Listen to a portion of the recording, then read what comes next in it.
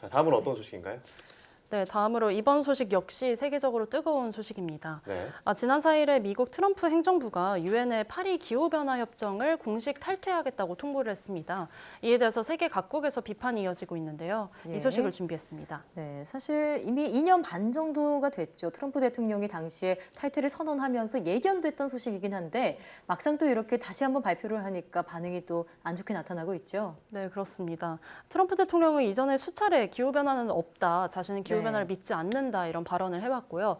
또 파리 협약이 미국인들에게 부당하게 경제적 부담을 지우고 있다면서 탈퇴의 뜻을 비춰왔었죠.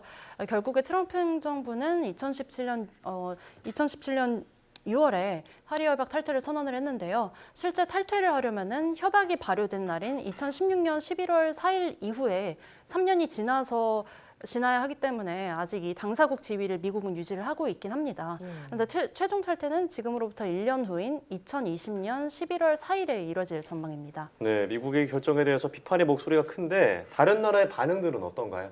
네, 최근에 러시아가 파리 협약에 가입한 것을 비롯해서 이미 187개 국가가 협약에 합의를 했는데요. 미국이 이에 역행한다는 비판이 이어지고 있습니다. 미국 민주당 대선 후보들은요, 이런 우려를 의식해서 당선될 경우에 파리 협약에 다시 동참하겠다 이렇게 말을 하기도 했고요. 중국의 외교부 대변인은요, 기후변화가 전 인류가 직면한 도전이라면서 국제사회 모두가 노력해야 한다고 미국의 이런 결정에 유감의 뜻을 밝혔습니다. 네, 자 그런데 우리나라에서도 우려의 목소리를 냈는지 궁금해요. 네, 그렇습니다. 전 유엔 사무총장인 반기문 국가기후환경회의 위원장이요.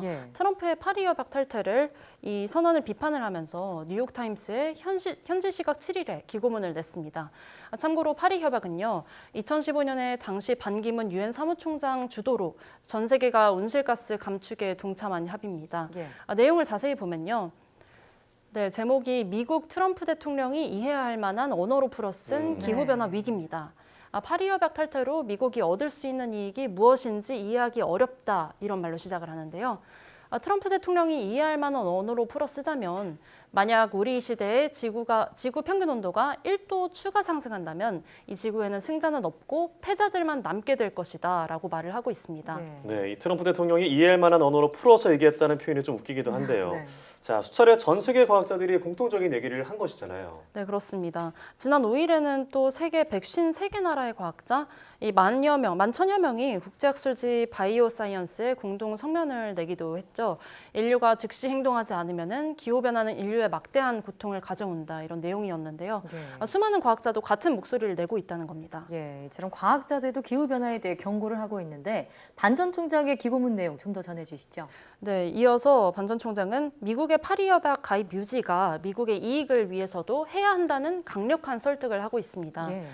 트럼프 대통령이 맹렬하게 비난하는 이민자 유입도 홍수처럼 불어나게 될 것이다라는 말이 등장을 하는데요.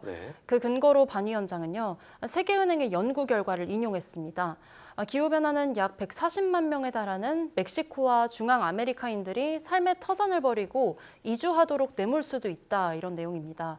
이 국가들의 그 일자리 가운데 3분의 1을 차지하는 농업 관련 일자리가 기후변화 때문에 미래가 불투명해졌기 때문이라는 겁니다. 그럼 어떻게 보면 반이민 정책을 쓰는 트럼프 행정부에서는 기후변화 협약을 유지하는 것이 좀 이득일 것이다 이런 얘기인 것 같은데요. 네, 그렇습니다. 반 위원장은 따라서 지금 당장 기후변화에 대비를 하지 않으면은 준비해서 미래의 번영을 누리던지 아니면은 아무런 조치를 하지 않고 그 값을 나중에 치러야 한다 이렇게 말을 했습니다. 결론적으로는요, 반 위원장이 트럼프 대통령에게는 아직 결정을 재고할 시간이 있다면서요, 옳은 선택을 하기 바란다 이렇게 마무리 지었습니다. 반 전 총장이 정말 작심을 하고 비판을 했는데 장기적으로 봤을 때 트럼프 대통령이 중시하는 경제적인 이익에도 반하는 처사라는 점을 빨리 깨달았으면 좋겠습니다. 오늘 말씀 잘 들었습니다. 네, 고맙습니다.